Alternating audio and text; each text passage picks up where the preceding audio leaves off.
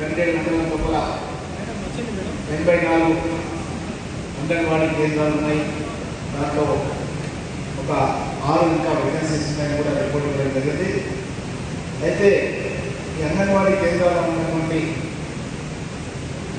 మహిళా తల్లులకు ఇంకా బాగా పనిచేయాలనే ఉద్దేశంతో గౌరవ ముఖ్యమంత్రి రేవంత్ రెడ్డి గారు స్మార్ట్ ఫోన్స్ అన్నీ కూడా మీకు ఇవ్వడం జరిగింది. ఈ సందర్భంగా ఈ కార్యక్రమం లోపల మన పార్టీ అధ్యక్షులు మన నారాయణ గారు, జితేందర్ రెడ్డి గారు, రామ్లాల్ గారు, అహ్మదాబాద్ సర్పంచ్, అదేవిధంగా మన ఈ ఇంకా శాంత వెంకయ్య గారు, మన గండేడ్ సర్పంచ్ గారు, ఇంకా ఈ కార్యక్రమంలో కూడా లక్ష్మీనారాయణ గారు, నరసింహారావు గారు, ఉమ్మడి మండలిలో ఉన్నటువంటి అందరి సర్పంచ్ టోటల్ అహ్మదాబాద్ అండ్ గండేడ్ అందరి సర్పంచ్లకు ఈ కార్యక్రమంలో ముఖ్య నాయకులు కూడా చాలామంది పార్టిసిపేట్ చేయడం జరుగుతుంది. అందరూ కూడా పేరు పైన వారికి అందరూ కూడా ఈ యొక్క సెల్ ఫోన్స్ ఇచ్చే కార్యక్రమంలో అందరూ కూడా అభినందనలు తెలియజేస్తూ, ముఖ్యంగా ప్రభుత్వం పారదర్శకతో పని జరగాలని, పుట్టినటువంటి శిశువుకు మొట్టమొదటి గురువులు మీరే. ఆ యొక్క గురువుల యొక్క బాధ్యత ఇంకా బాగా మెరుగుపరచాలనే ఉద్దేశంతోనే ప్రభుత్వం ఈ యొక్క స్మార్ట్ ఫోన్స్ ఇచ్చే కార్యక్రమాన్ని స్టార్ట్ చేయడం జరిగింది. అయితే నేను అనుకుంటా మండల కేంద్రాల్లో భగవద్గీత మనకు ఉంది కదా, ఉందా కొత్తగా అదే. సో ఇక్కడ మగవాళ్ళు కూడా ఉంది కదా. సో ఇంకా కొన్ని లేవని కూడా నాకు రిజర్వేషన్ ఇవ్వడం జరిగింది.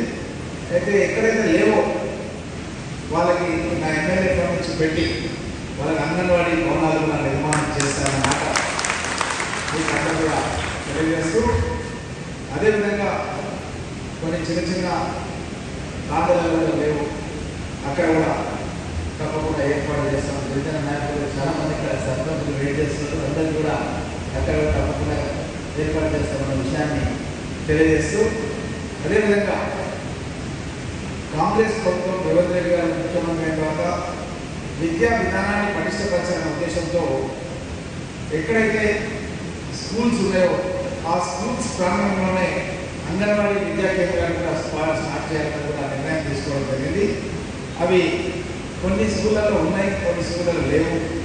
భవిష్యత్తులో దాన్ని కూడా ఈ స్కూల్ ప్రాంగణంలో షిఫ్ట్ చేయాలి. అంటే ఎక్కడైతే మనం హైదరాబాద్లో నర్సరీ అంటే ఫస్ట్ స్కూల్ పోయేది పిల్లలు నర్సరీ పోతుంటారు, అర్లీ ఏజ్, చిన్న ఏజ్.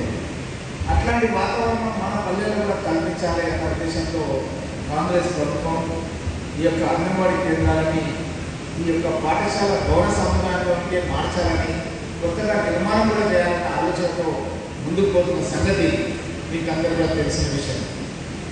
ఇదే కాకుండా 10వ తరగతి ఉన్నటువంటి ఉన్నత పాఠశాలలు ఏవైతే ఉన్నాయో దాన్ని ఇంటర్మీడియట్ వరకు ఒక 100 పాఠశాలను ఈ సంవత్సరం అప్డేట్ చేయాలని కూడా నిర్ణయం తీసుకోవడం జరిగింది. అంటే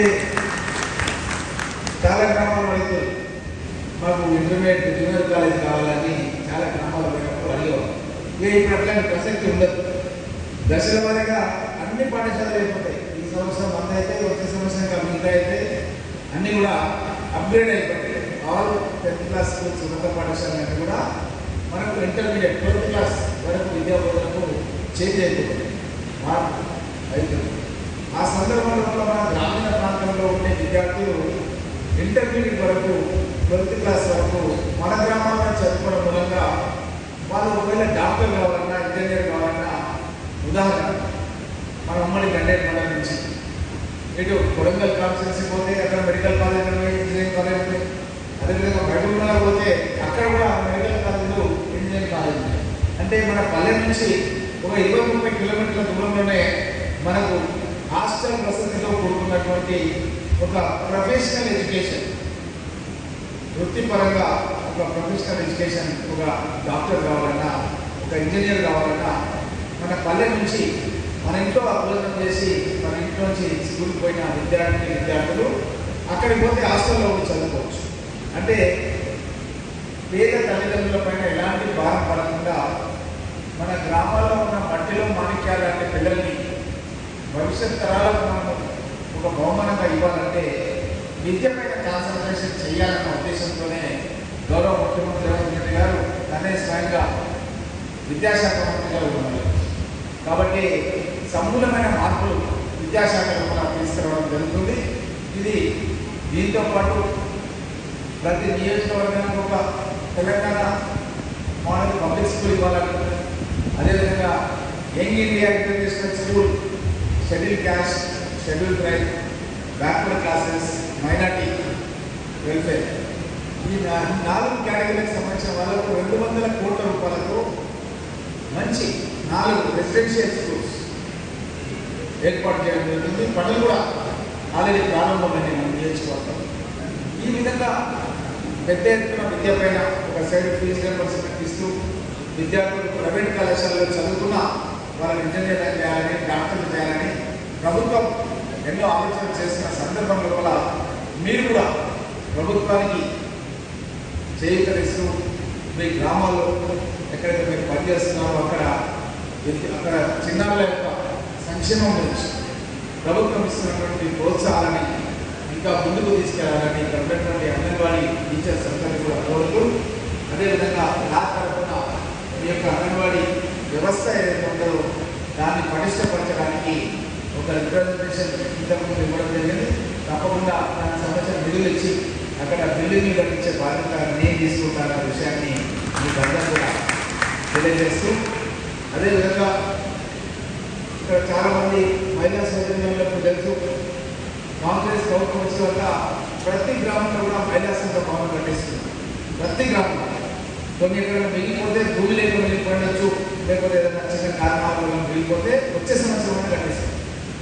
ఎందుకంటే పెద్ద ఎత్తున నిధులు కాంగ్రెస్ ప్రభుత్వం మహిళలకు సంఘ భవనం కట్టియాలని, అదేవిధంగా మహిళలు పనిచేయడానికి ఒక వర్క్ షెడ్ కూడా, ఈ షెడ్ ఎట్లయితే ఉందో శారీకాల షెడ్, అది ఒక చిన్న షెడ్ అనమాట. అంటే కార్యాలయంలో మీటింగ్ పెట్టుకోవాలి, వర్క్ షెడ్లో పని చేసుకోవాలి. ఎందుకంటే ఈ మధ్యకాలంలో వాళ్ళకి చాలా రకాల వస్తువులు తయారు చేసుకోవడానికి అవకాశం ఉంది. మన గన్నేళ్ళు కూడా మన భగవంతుడి ఒకసారి తీసుకుపోయి చూపించుకుంటూ దాంట్లో మిషన్లు పెట్టింది, చాలా శాంక్షన్ అయిపోయి చాలా వరకు మహిళా సంఘాల వాళ్ళు అక్కడ పనిచేయడం అనేది మేము చూసాం.